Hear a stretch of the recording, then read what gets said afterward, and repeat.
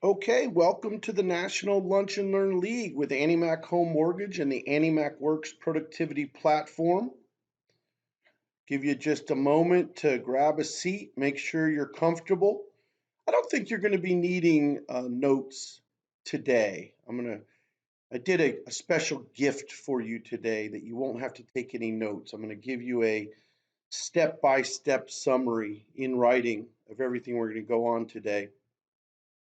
If we're going to begin with the end in mind, it is my goal that each one of you take an additional 4 listings during the next 6 months. And I know that is a bold goal, but I'll bet you I have 300 or 400 real estate offices across the country watching this today. I have a couple of hundred loan officers that have sponsored today's Lunch and Learn. I want to be a big shout out to the mortgage professionals from Annie Mac Home Mortgage. But seriously, imagine if we had an army of real estate agents nationwide, and because of today's event, because of what the work that we do together, each one of you takes 4 listings over the next 6 months because of this lunch. Is that a big deal? I don't know. I remember Marty McFly in the Back to the Future movie. And the bully would walk up to him and say, "Is anyone home, McFly?" He would knock him on his head and say, "Is anybody home, McFly?" Today's title is anybody home? Is anyone home? Listing absentee owners. Is this something that we could rally around? Today, we're going to share an opportunity to increase your production and increase your income. There's nothing to buy. There's nothing to sign up for. This is all sponsored by Annie Mac Home Mortgage, and we get together in our National Lunch and Learn League event every month on the first Wednesday of every month. But you might be watching this on our on-demand library. You might be sitting in a room on another day watching this recorded version of our National Lunch and Learn League. But let me tell you, I've spent a lot of time, 32 years in the residential real estate profession. I know a lot of people who make over $500,000 a year with your real estate license. I know about a dozen people that make over $1 million a year that I'm very good friends with on speed dial. And I can point to this absentee owner system as a proven methodology to get listings. It is something that you're going to find is very easy to implement. There is no cold calling. Thank you very much. The sellers call you, and it's used by the top 1% of realtors in the USA and Canada. Annie Mac Home Mortgage gets to go out and find best practices. My name is Russ Fitzpatrick, and I'm the founder of the Annie Mac Works Productivity Platform, which allows us as a mortgage banker to go out and visit with some of the top realtors in the country. And boy, do we have a doozy for you today.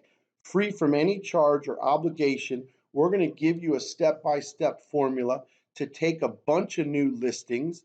You don't have to take any notes today. As I said, there is a full written documentation on every single step of this. I've asked our mortgage professionals to share it with you when we're done. Let's face it, if I handed it to you right now, you'd all be reading it the whole time. You wouldn't be listening to anything we talk about.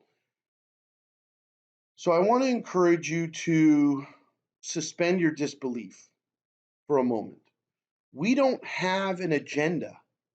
We don't have an ulterior motive. We don't have a bias. We're not trying to sell you a program. You don't have to swing a credit card or write a check.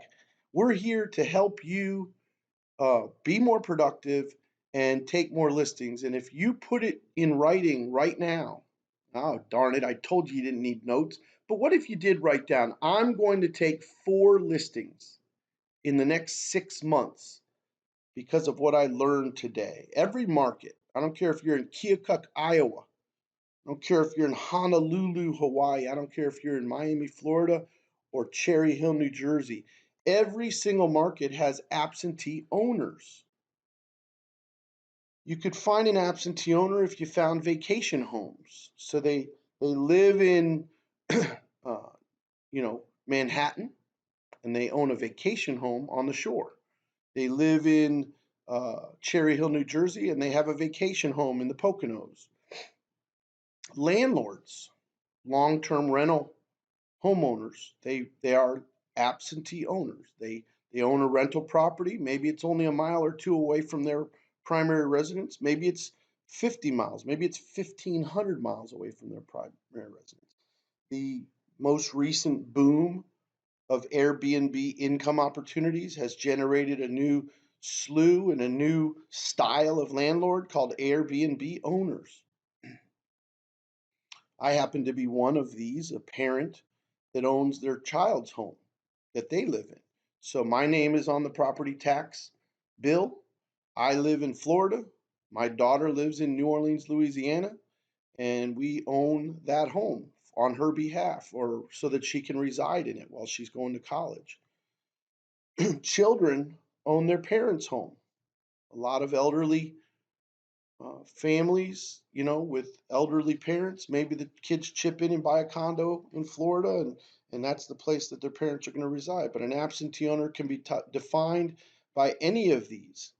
And even after a probate case or an inheritance, the estate is the owner of that new property that was the deceased's primary residence, and now the estate owns that property. These are all forms of absentee owners in residential real estate.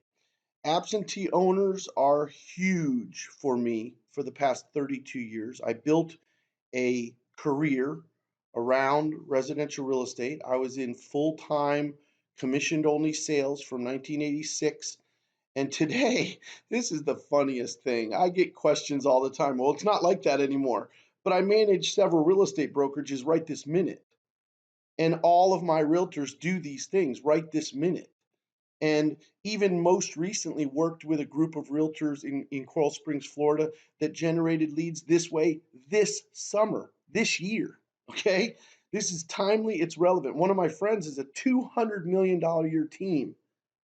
They were with Keller Williams for years and years and years. They spun off their team and opened their own brokerage. I'm friends with these folks. I know what they do right this minute in this market, selling 600 homes a year as a team, now as a brokerage.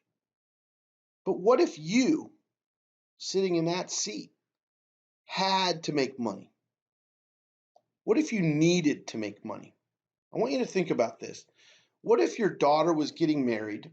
What if she was getting married in 7 to 12 months? And you know that as the bride's parents, you should be the person who puts up the money for her wedding. And let's just say it's going to be a wedding that's going to cost you $35,000. Maybe it's going to cost you 50, maybe it's going to cost you 20. It doesn't matter. Just round number. And you're sitting in that seat right now knowing that you need to generate an extra $35,000 between now and 6, 7 months from now.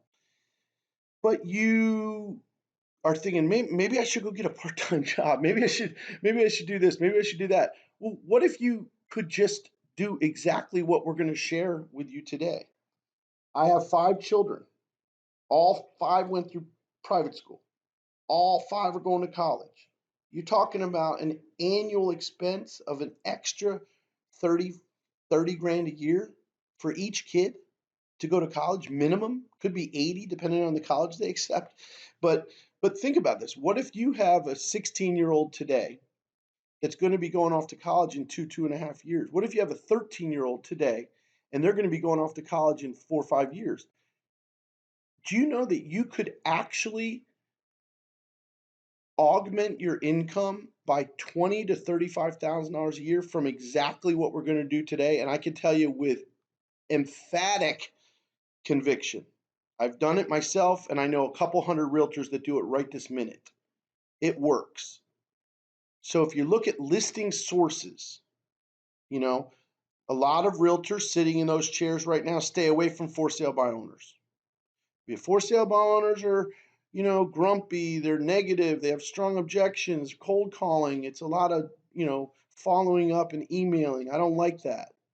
Some of you say, I've heard of expired listings, but 1,000 people call the expireds every day. I don't want to be one of those people that are, competing with all those other agents calling the expireds every day.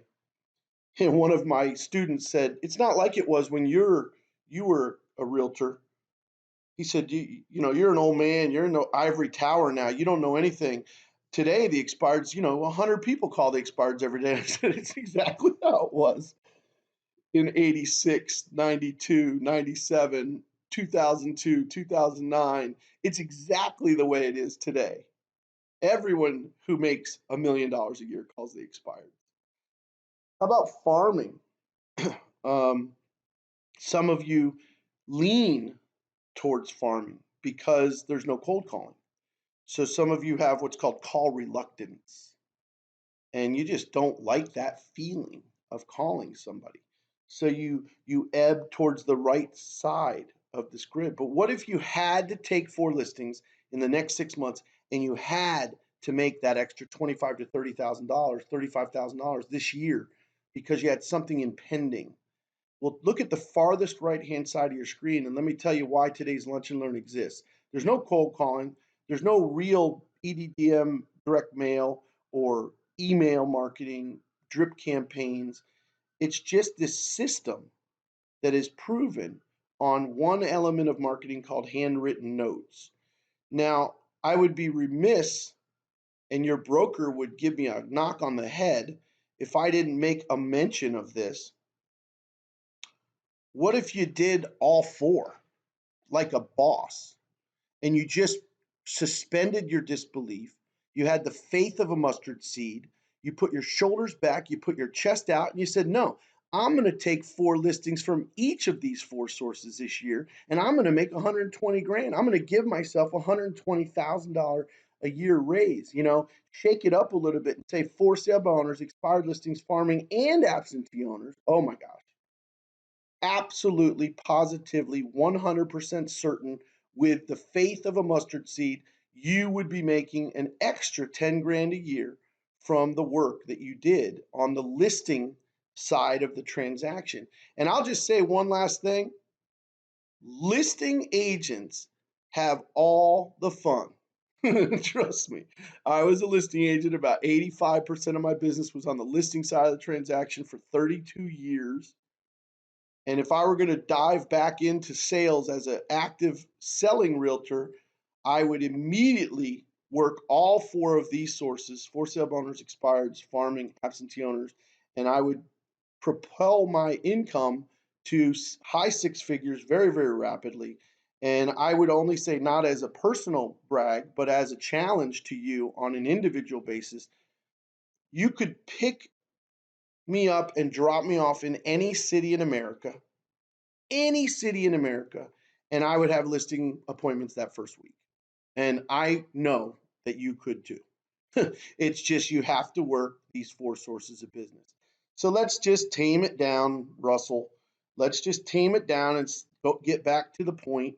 If you had to take 4 listings, if you had to make an extra $30,000 this year, could you at least consider working on the right-hand side of the continuum with Annie Mac Home Mortgages Works program and follow this formula?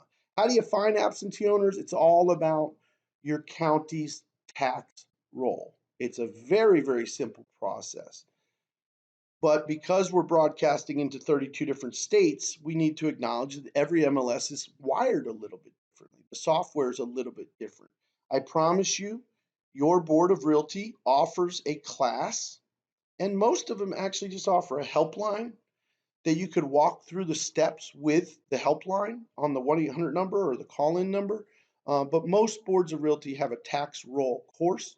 If you're completely stymied and you're in a market where the board just doesn't offer any support technically, find a mentor or a broker owner who's real good at county tax rolls.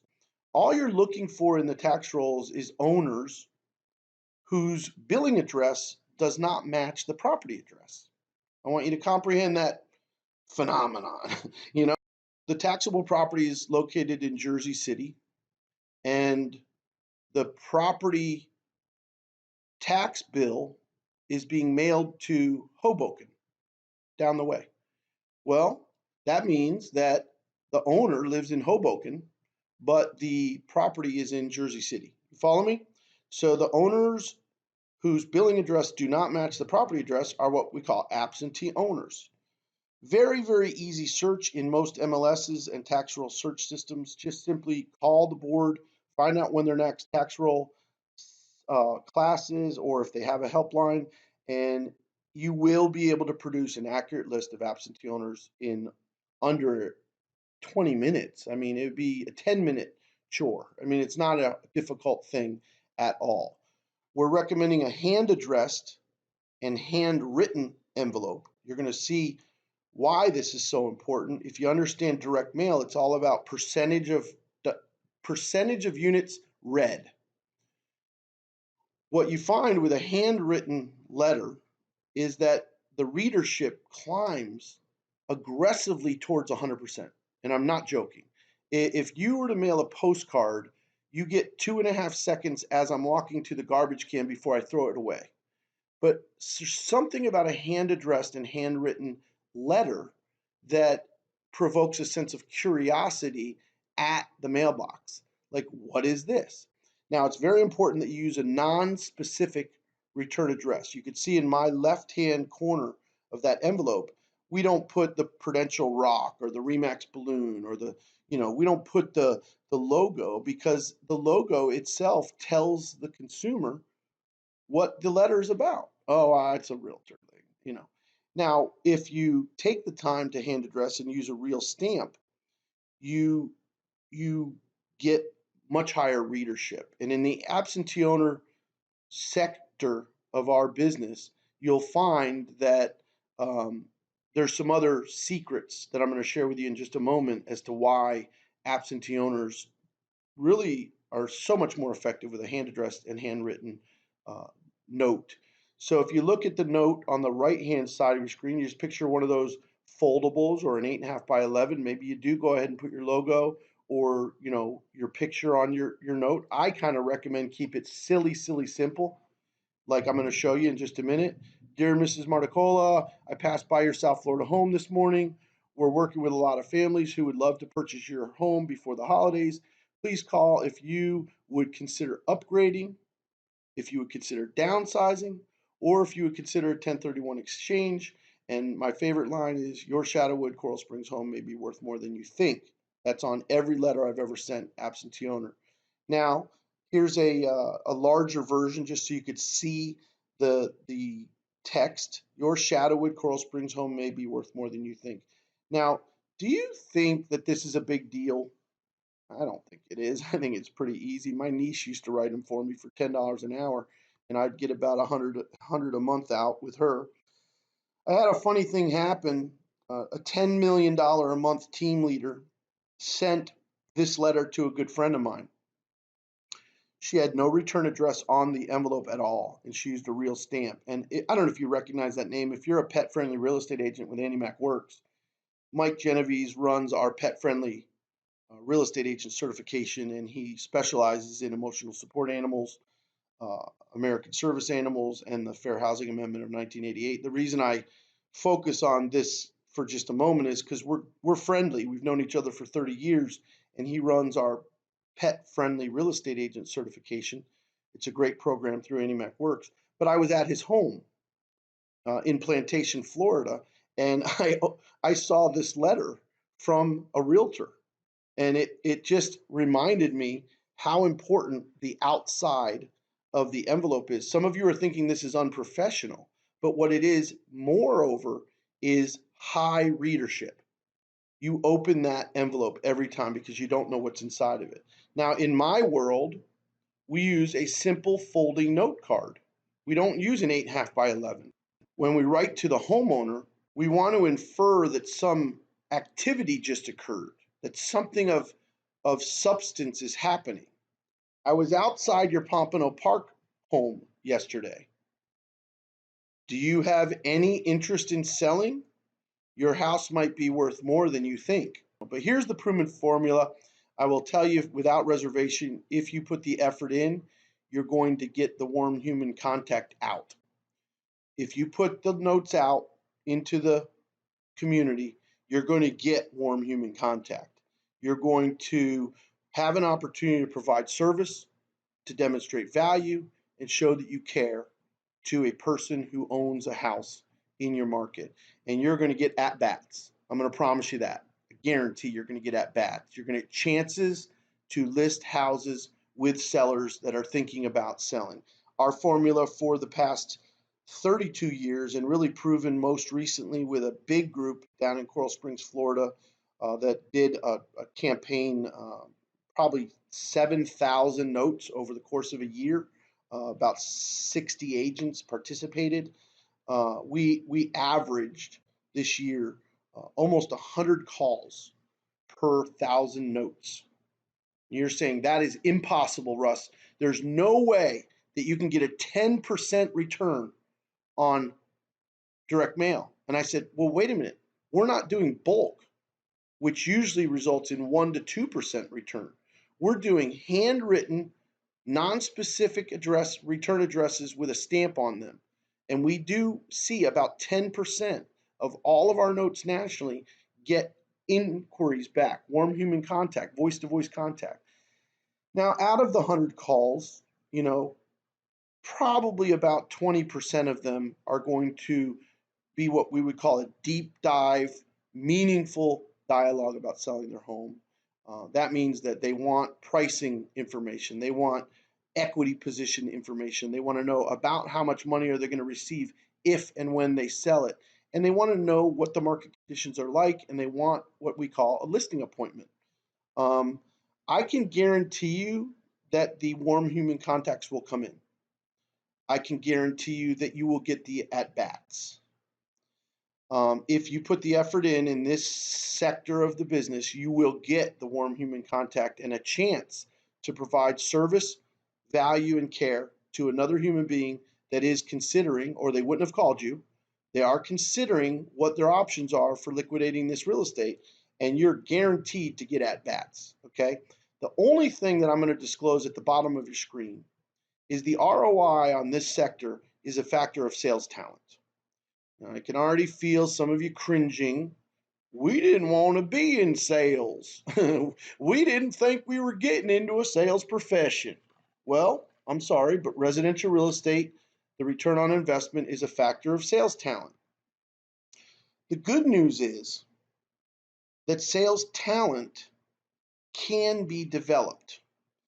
If you and I walked on to Augusta's golf course with Tiger Woods, he would make it around the course at par or under par. And you and I would be slapping golf balls into the woods at 110, 112 strokes. Okay? If you and I walked into a chess competition and we sat down at the chess table with the elite chess players of the world, we would be spanked in 3 moves, 6 moves, 9 moves by most of those people. And I'm here to tell you and confide in you that sales is a calling. Sales is a skill, just like chess and golf.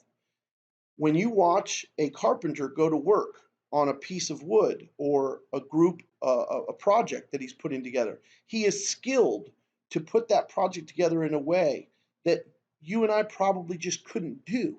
It's a skill. And I want you to know that sales is a standalone set of skills. Now, the problem with sales being a skill is it's a little bit like leadership. Leadership is also a skill, but leadership and sales are ethereal skills. There's theories about these skills that no one really agrees on. There's not like a consensus of exactly what the formula for leadership is. There's not a consensus with the exact formula for sales. There's a lot of books. There's a lot of great people that have written books. I am a huge reader. The Little Red Book of Selling, Dale Carnegie's How to Win Friends and Influence People, Malcolm Gladwell's Outliers, Jim Collins' Good to Great, Napoleon Hill's Think and Grow Rich. These are books that teach the philosophy behind entrepreneurial endeavor and sales. But I want you to know that sales talent can be developed. So when an absentee owner calls you, the environment that you create, the professionalism, the vocabulary, are you perceived in the initial inquiry as a local expert? Do you seem like a person who's helpful? Do you constantly find new and different ways to add value or to be more supportive? Are you a courteous professional person? Do you seem like a busy real estate agent that's like connected and got things going on? Can you convey the importance of market timing and the nature of the cycles and where we're at in cycles? Are we in a seller's market? Are we in a buyer's market? Is there a lot of inventory? Are interest rates low? Is the market timing good? Is there an opportunity that you can convey to them? Do you know anything about 1031 exchange? Can you ask a seller, have they ever thought about a 1031 exchange? If you don't know about these things, it's your responsibility as a professional to learn them. Selling this house on the Jersey Shore and getting something up in the mountains, is that something that's of interest to you? Would you want to sell this property in the mountains and get something on a golf course? Creating value in the conversation. Also, preparing yourself for difficult questions.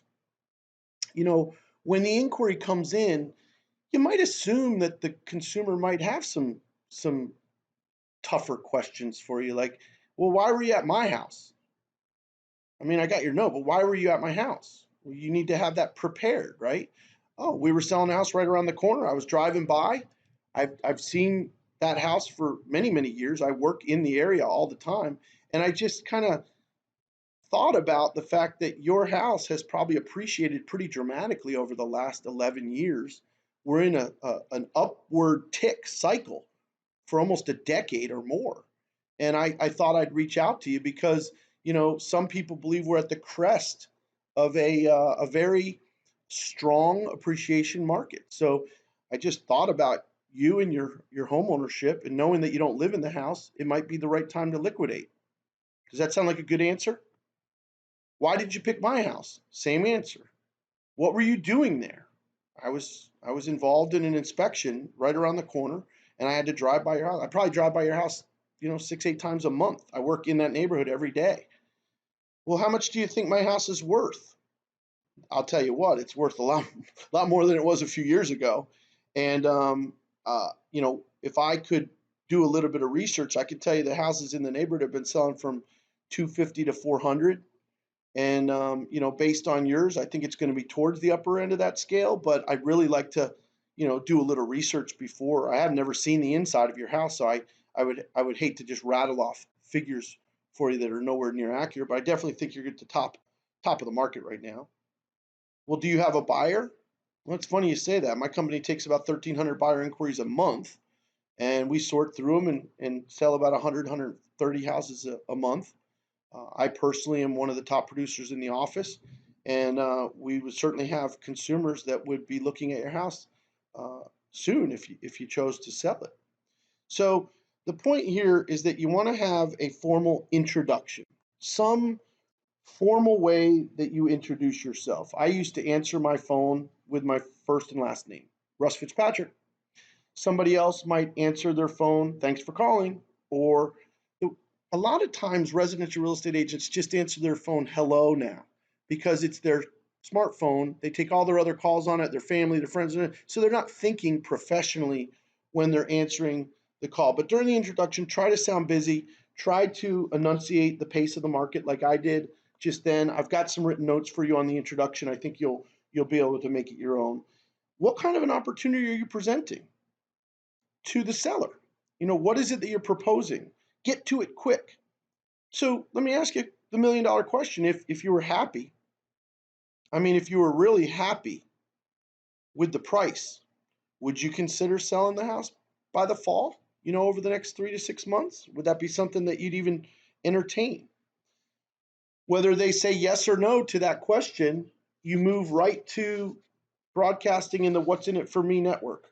The What's in It for Me network is a network that every seller's in tune with. They're all listening to it. They want to know what's in it for me. Have you ever worked with a professional staging company? Have you ever seen our company's digital marketing brochures? Could I go by the house and do a pre-listing inspection for you so I could let you know all the conditional items that may be a concern for you? Would you mind if I spent some time at the house and just kind of um, merchandised or gave you some suggestions about what we can do to make sure we get top dollar for the house. You have a tenant in there right now. When is your lease up? Would you mind if I went over and introduced myself to the tenant? Maybe I can help him find his new property, and maybe we can move this thing faster because the market's ripe right now. You know that interest rates are dropped below 4% again for the first time in a long time, and maybe the last time in our lifetime that we'll see sub 4% interest rates. Do you know that if I can help that tenant move out and buy a home right now, he's going to be much more accommodating to you showing the house and keeping your rental income in coming in while he's waiting to sell the house. You have to have a series of what's in it for me value proposition. We provided you several in writing in the summary. We'll give it to you. Do you believe that market timing is relevant? Do you believe that striking while the iron is hot as a seller is a good thing? Do you believe that when interest rates are low and inventory is low and you're at the tail end of an appreciation cycle like we are, that you've had 11 years of consistent appreciation, that maybe, just maybe, it might be the right time to sell? And are you able to articulate that through objection handling techniques and market timing? Do you have any unique selling propositions? Do you do anything special for someone who's doing a 1031 exchange? Do you offer free staging analysis? Do you do what's called a relocation or 1031 exchange analysis? Do you do a complete blueprint of the relocation, including a CPA's evaluation of the capital gains opportunities here and how the 1031 exchange might fit that? Have you ever heard of a self-directed IRA? Do you have any unique selling propositions that you could entice the seller with? And last but not least, what is your call to action?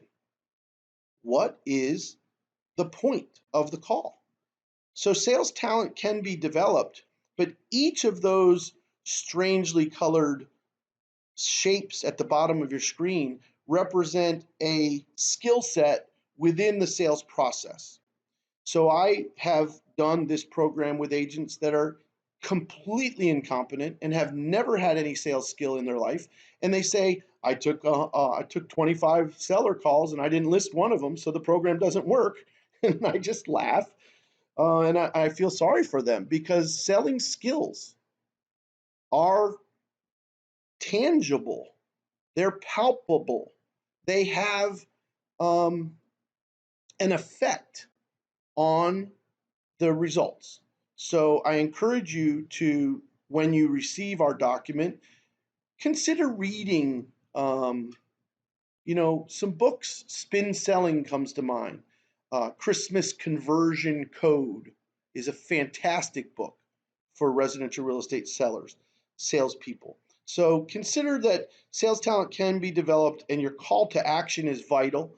What I mean by that is, what is the outcome of the call? What is it that you're trying to achieve? And if you look at the sentences just below that bold, what is the outcome of the call? Well, would you mind if I did some research and we could set up a time this weekend that we could get back on the phone?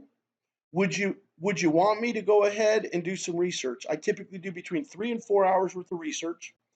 I dissect everything about your home: conditional, location, lot size, age of roof, age of air conditioning systems, and we have a pretty great track record selling hundreds and hundreds of homes just like yours. Would it be worth your time to do some math with me? If I could really sharpen my pencil and put the best deal in front of you, would you at least consider taking a look at some of the math? Now, if they say, sure, I'd be interested, this is vital, guys. Don't let them off the hook. They're going to yes you on that, and they're going to treat you like a gopher. Yeah, go ahead, do your research. I'll do some math with you. Yeah, no problem. If you cannot get a key to the house, you cannot get inside of the house, and you can't assess the condition of the house, you cannot do the math with them. You cannot do the pricing exercise. I have an appraisal background, and I can report conditional items to you. Is there someone local with a key? Oh, I can't let you in. The tenant will be mad. Oh, well, uh, you know what we'll have to do? Let's let's let's have you call the tenant and let them know that you're thinking about liquidating and you're wanting to have a professional real estate agent come and evaluate the house. And he says, no, I'm not going to do that. I said, okay, well, I'm happy to take some photographs of the outside and kind of give you a range, but I really can't do the math with you to be specific about the value unless I could see the interior condition of the house. I could certainly give you a range. I mean, shoot, you can go on Zillow right now and get a Zestimate that's within 50 grand of the house's value, but I'm talking about really narrowing it down to the highest possible price I can get you for this house. And in order to do that, I need to see the inside of it. Can I ask you, what's the age of the roof? So keep the conversation going. That is a selling skill right there. That is a selling skill called acknowledge and ignore. He said, no, I can't get you a key. I acknowledge it, I ignore it, and I keep moving. What's the age of your roof? How many air conditioning systems do you have? Central air and heat. Is there anything specific about the lot that really makes the house stand out? How's the kitchen compared to the rest of the neighborhood? How about the master bathroom? What you're doing is you're taking the call to action, and he's giving you a no. He's not willing to give you a key yet. He's not willing to let you in to see the condition of the house yet. Your goal, the outcome of the call, is to get access to the inside of the house. That creates an emotional commitment from the seller that he's willing to take the next step with you, that he wants you to give him advice about the saleability, condition, relocation analysis, staging and merchandising analysis, anything that you can give him as far as concrete, conditional, and pricing on that house requires you to go inside of that house. So the goal is that after you get inside the house and you take a lot of pictures, I would use my MyWork Suite account and I would build a digital marketing brochure, a single property website for the house before I ever got back on the phone with the seller. Just blow his mind. It takes 15 minutes. Just dump a bunch of pictures in, build a single property website, and you have a beautiful digital marketing brochure for that house to show that seller.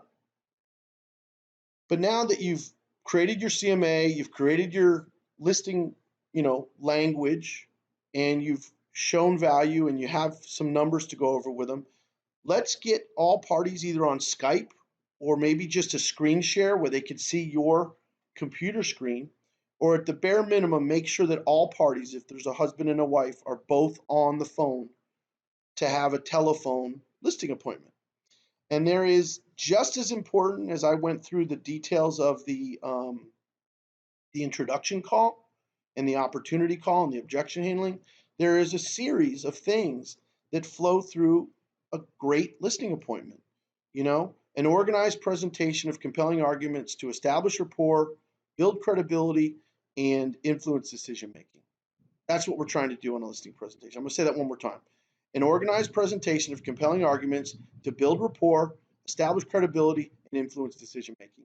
It's what you're supposed to do on a listing appointment. Thoughtful questions, overview. I want to tell you what you can expect. Listen, whether you decide to sell your house this month, next month, or next year, it doesn't matter to me. I have an opportunity to help you right now, give you all the information. And frankly, I sell more houses in this market than most any other realtor here. I want to show you real quick my digital marketing brochure that I created for you. This is a beautiful standalone website that we built for your house. You can use that to get it rented in the future. You can use that for anything you want. And I actually use my digital marketing brochure, believe it or not, as a sentimental memory of one of my favorite homes that I ever lived in. And I still have the digital marketing brochure to this day because it's kind of like a scrapbook of that house for me. So we'll build that for you, no problem. Touch on success stories. We've sold a lot of houses just like yours. I can give you, I want to give you a link to my testimonial tree. I want to send you to my, Zillow reviews, whatever you do to prove or to impress upon someone that you have testimonials. CMA presentation, pricing discussion, recommendations, liquidation, relocation analysis, and the biggest close on a listing appointment. So if I could get you 385 and have you closed, say, August or September, is this something that you would consider moving forward with? And that's a call to action or a close. So, you may not agree with everything that I just went over in the selling style, but I can promise you that that in fact the sales skills can be developed and improved. Annie Mac, I'm going to ask the guys, the mortgage professionals, ladies in the room right now, let's go ahead and hand out the absentee owner listing system document that came with your Lunch and Learn. This is a step-by-step formula for you to follow. There are a tremendous number of ideas and help in there, including what to write in the notes. Remember, it's my goal that everyone on this call, everyone in this environment today, takes 4 listings in the next 6 months. And I can guarantee the warm human contact. I can guarantee that at the at-bats. And if you look yourself in the mirror with complete personal responsibility and understand that the return on investment, the economics of it is a factor of your personal sales talent, then you're going to be successful. I'm going to make you a promise. If you decide to use the AndyMac Works absentee owner system and you don't list multiple houses in the next 6 months, I'm going to invite you to call your AndyMac mortgage professional. Pressure's on me. If you actually did the notes, if you've actually done the effort and you did not take multiple listings from this system, we will arrange a special session for your brokerage that analyzes your processes. What do your notes look like? What does your handwriting look like? We believe after 30 years of managing this absentee owner system that the variables that affect response rates are nuance, your handwriting, the business card aesthetics. What does your business card look like? The company or brand's reputation in the market may affect or derogatorily affect your response rates. And last but not least, market conditions. So market conditions like low interest rates or a steady incline in appreciations affects absentee owners. And I would like to say that right now is exactly what we're talking about. But if you do the work and you don't list multiple homes, we will arrange a special session with your brokerage to analyze your process, and we'll do some more role playing and some more sales training so that you can be more successful with the program. But we'll do that live with your brokerage. But I am going to ask that you have some track record first, because I have found that the absentee owners are literally the sweetest, least emotional, least upset of all real estate sellers. It's almost like mining for gold. It's like you sift through a little bit of people that aren't interested in selling, but then when you find that person that is, it's a joy. And I do believe that is true. If you were my own brother, my own son, my best friend, I would be telling you the exact same thing. Go out and do these handwritten notes according to our formula, and you will take some listings. And nothing could make me happier as the founder of AndyMac Works Productivity Platform to hear from you that you were able to take 4 listings in the next 6 months. My name is Russ Fitzpatrick. I run the AndyMac Works Productivity Platform, AndyMacWorks.com, and you can always reach us at 1-800-299-WORKS. That's 1-800-299-WORKS. A great big thank you to AndyMac Home Mortgage for sponsoring this National Lunch and Learn League event. Hey, why don't you throw your mortgage professional pre-qual today, or make a mortgage application with them and say how much you appreciate the work that we're doing together. Thanks so much.